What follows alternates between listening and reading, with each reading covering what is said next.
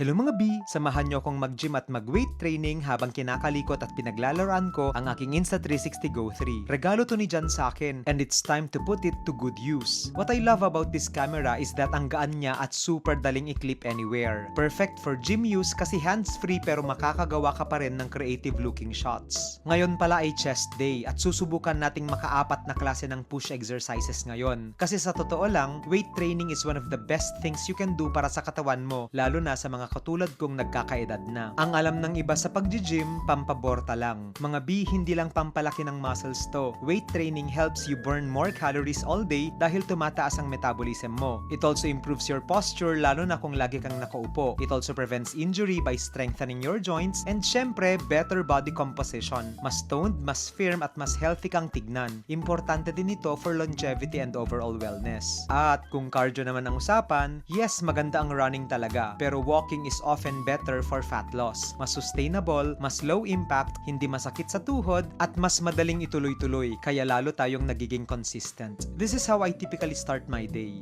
Quick gym buhat-buhat lang with walking on the side. Ikaw B, ano yung morning rituals mo bago pumasok sa trabaho? Comment mo nga sa baba. Yun lang.